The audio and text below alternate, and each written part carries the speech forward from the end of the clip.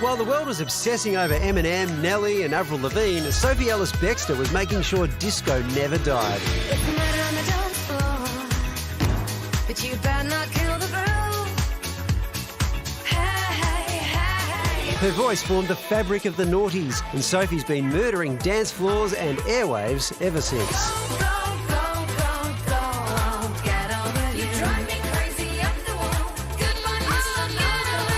When lockdown saw us losing our groove, Sophie kept us dancing in our kitchens and dreaming of once again crying at the discotheque. Crying at the discotheque. So it's time to fire up your mirror balls because this dancing queen's finally bringing her boogie beats down under.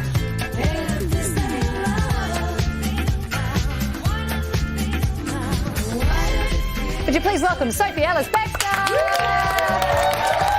Hey. Hello guys, you right? Yes, so good to have you on. Last time I think we caught up with you, you were dancing in your living room during lockdown. How good's it going to be to be back up on stage finally?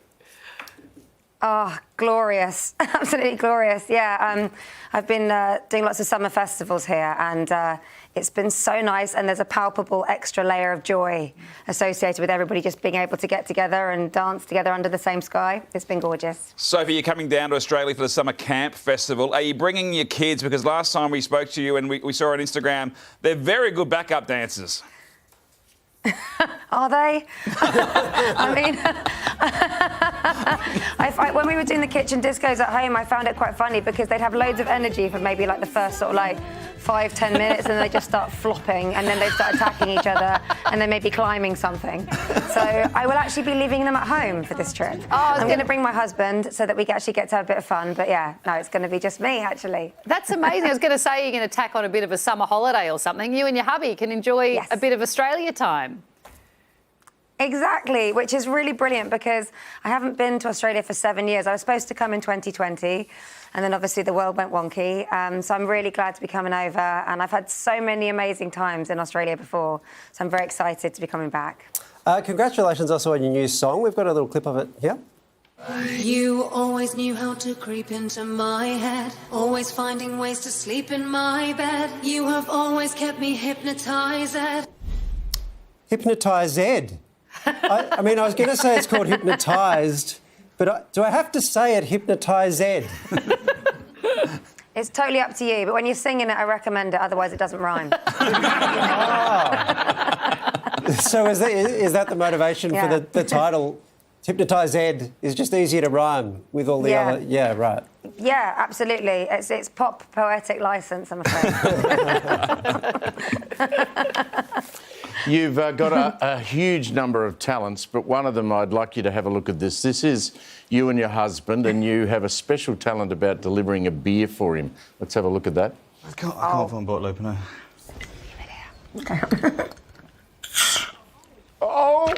And that is why I married you. He says that's why he married you. Why did you marry him if he can't even open a beer properly?